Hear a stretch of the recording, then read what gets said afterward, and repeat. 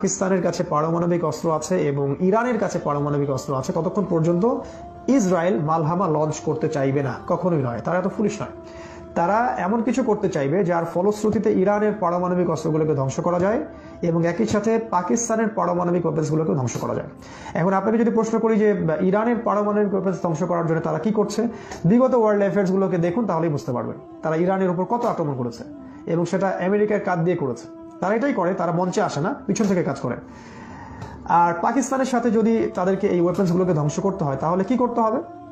এটার জন্য আপনাকে পিএইচডি করতে হবে না, আপনি খুব সহজেই বলে দিবেন যে তাদেরকে ইন্ডিয়ার থ্রু দিয়ে আসতে হবে। ইয়েস, এক্স্যাক্টলি, ইন্ডিয়ার থ্রু দিয়ে তাদেরকে আসতে হবে এবং ইন্ডিয়াকে তাদেরকে আগে হাত করতে হবে।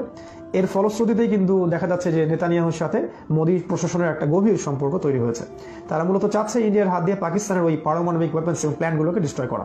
এর ফলশ্রুতিতে যেটা হবে, পাকিস্তান এবং ইরানের মধ্যে সিভিল ওয়ার লাগিয়ে দেওয়া হবে।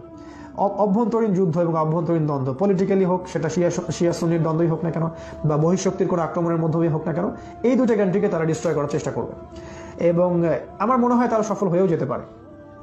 এবং এই অবস্থা যখন সৃষ্টি হবে যে ইরান পারমাণবিকভাবে দুর্বল হয়ে গেছে এবং পাকিস্তান নিউক্লিয়ার ওয়েপন্স প্ল্যানগুলোকে হারিয়ে ফেলেছে, তখন হয়তো ইসরায়েল বড় মালহামা লঞ্চ করার জন্য প্রস্তুতি নেবে এবং সেটাকে লঞ্চ করবে।